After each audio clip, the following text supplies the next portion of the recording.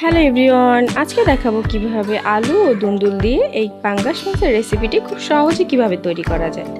প্রথমে আমি এখানে নিয়ে নিয়েছি কয়েক টুকরা পাঙ্গাস মাছ। এরপর আমি এগুলোকে খুব সুন্দরভাবে লবণ আর পানি দিয়ে ধুয়ে নিয়েছি। এরপর আমি দিয়ে দিচ্ছি 1 চা চামচ পরিমাণ লবণ, 1 চা চামচ পরিমাণ হলুদের গুঁড়া এবং সাথে দিয়ে দিচ্ছি আমি এখানে 1 চা চামচ পরিমাণ মরিচের গুঁড়া। এগুলো দিয়ে আমি খুব সুন্দরভাবে নেড়ে চেড়ে মাখিয়ে রাখবো মাছগুলোকে। এরপর আমি এদিকে দেখিয়ে দিচ্ছি, আমি এখানে 2টি দুন্দুল ও 2টি আলু নিয়েছি। চুলায় একটা তাওয়া বসিয়ে দিয়েছি, আমি এখানে মাছগুলো তাওয়ায় ভেজে নেব।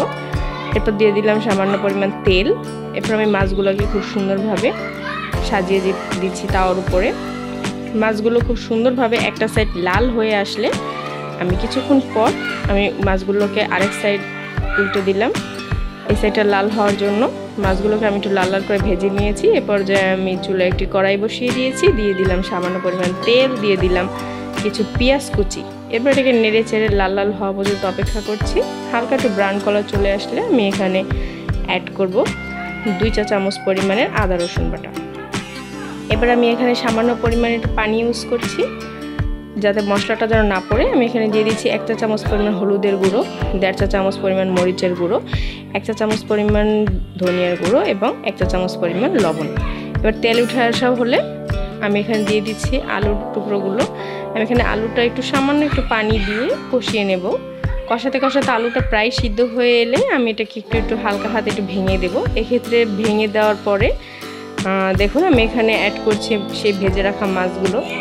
মাছগুলো দেওয়ার পর আমি বেশি এটা নাড়াচাড়া করবো না, আমি পানি দিয়ে দিচ্ছি।